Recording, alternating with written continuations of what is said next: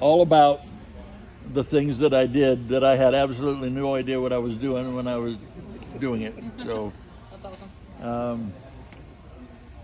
so anyway, these are called 53s, and I don't know, maybe because they could hold 53 people. I know they could hold at least 50 people. So that I always remembered them because they rescued us. And here's the thing too that I found out was Dong Ha was 6 miles from the DMZ, which was a line that marked the difference between South Vietnam and North Vietnam.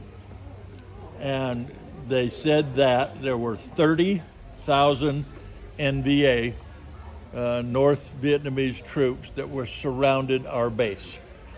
30,000. And when all of this stuff went on that day, they thought for sure we were going to get overrun. And that's one reason why they took us out. But that didn't happen. We just thought it did. But I didn't even have a gun. Almost all of us didn't. We were mechanics. We worked on the helicopters. We didn't carry a gun. When I flew, when you got in the helicopter to go fly, then you carry the sidearm in case you got shot down or whatever. You'd have a pistol, and then you had a machine gun on both sides of the helicopter. These helicopters were not built or meant for attacks and stuff. They were meant for rescue and resupply and evacuation. And that's what I did. I got almost all the time, everything I did was going in and helping people. So there were a few times when we would go and you'd do an assault, and it actually was kind of fun. If you can imagine, you got about 6 Marines in helicopters, and there were 30 helicopters all taking off and flying in formation together. So I guess another little story that I thought about there. So we got like 30 helicopters flying in formation. You can look out the window, you can see it. That was really cool feeling to see that. So we're flying along, and we're going to, I have no clue. We're going to a hill, and we're going to drop the Marines off. And this is how we did it. The helicopters are flying in a circle, and these jets, like you've seen around here, they came in and just bombed the crap out of the top of the mountain. Come in and bomb and shooting rockets in nonstop. When they were done, then we would come in with our helicopter and we would hover. And hovering is not landing. We don't come and physically land on the ground.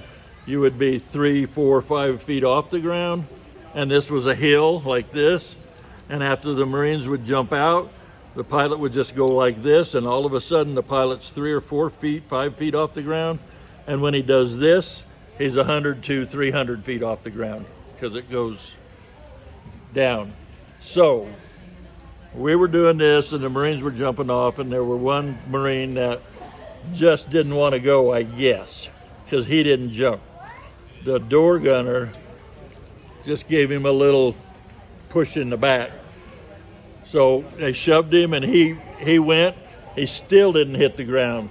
He grabbed a hold of the strut. Like on the orange helicopter? Yeah, like back there. Only it was like a wheel. He grabbed a hold of that, and the pilot took off. That kid was 3 or 4 feet from the ground, and in about 2 seconds, he was 300 feet from the ground.